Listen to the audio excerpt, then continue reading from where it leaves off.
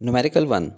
In a Young's double slit experiment, the separation of the slits is 1 millimeter and red light of wavelength 620 nanometer is falling on it.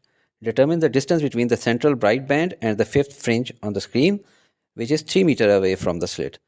इसको करने के लिए बेहतर है कि हम थोड़ी सी डायग्राम बना लें ताकि कॉन्सेप्ट ठीक हो जाए।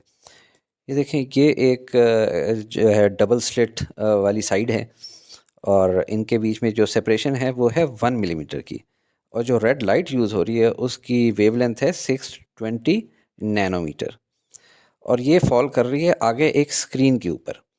तो सबसे पहले स्क्रीन का यहाँ से जो फासला है उसको हम लोग EO कह देते हैं, और जो वहाँ पे सेंट्रल ब्राइट बैंड और फिफ्थ फ्रिंज है ऑन द स्क्रीन उसके बीच में डिस्टेंस मालूम करना है।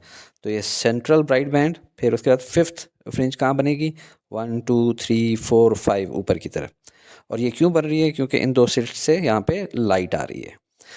अब आपको याद होगा हम लोगों ने ये वाला फासला मालूम करना है y, तो उसके लिए हमें एक तो ये लेंथ मालूम होनी चाहिए जो कि उन्होंने बताई हुई है कि ये 3 मीटर्स है, और दूसरा हमें जो एडिशनल डिस्टेंस, इसने तो कम डिस्टेंस ट्रैवल किया था, इसने ज़्यादा डिस्टेंस ट्रैवल किया था, तो वो एडिशनल डिस्टेंस ट्रैवल करने के लिए हम लोगों ने इस पॉइंट A से यहाँ पे परपेंडिकुलर ड्रॉ की थी, और इसको हम लोगों ने कहा था डेरिवेशन के अंदर S, और इस S की वैल्यू होती है m लेमडा।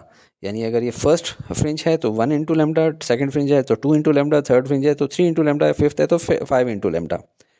और इसके लिए फार्मूला हमारा था y is equal to L into S divided by D. अगर ये फार्मूला आपको एग्जाम में भूल जाए कि आपने डी ऊपर रखना है, एस रखना है, तो इसका मैंने याद भी आपका करने का तरीका डेरिवेशन में बताया था कि आपने यूँ राइट से लेफ्ट और ऊपर यूँ जाना है, ठीक है, एंटी क्लॉकवाइज में जाना है। तो अभी देखें, सबसे पहले y है इज इक्वल टू, इक्वेशन में क्या अगला l है, मतलब देखिए यहाँ से यूँ आ रहे हैं, l है मल्टीप्लाई बाय s है, और आखिरी चीज़ आपको पता होगा कि नीचे की तरफ है तो वो यही रह गई है d। y is equal to L into S divide by D, right side से यूँ मूव किए।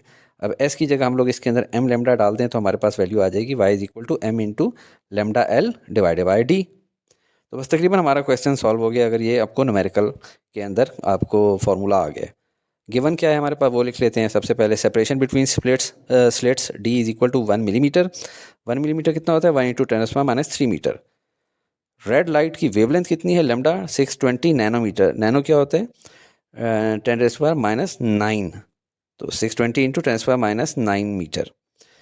नेक्स्ट हमारे पास है फिफ्थ ब्राइट फ्रिंज, तो उसके लिए हम लोग m लिख लेते हैं 5। Distance between slits and screen क्या है, 3 metre. Distance of fifth bright fringe from centre क्या है, वो है y5।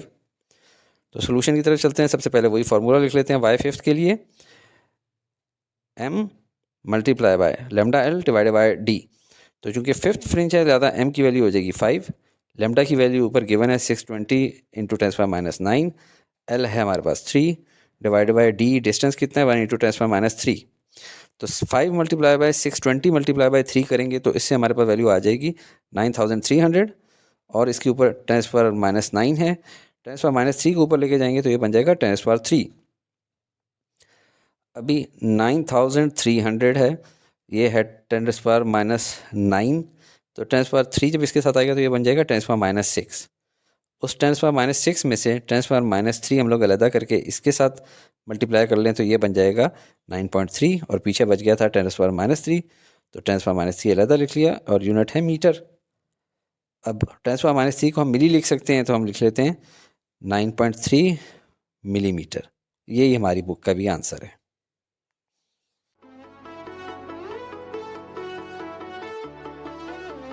Study with me, a learning experience.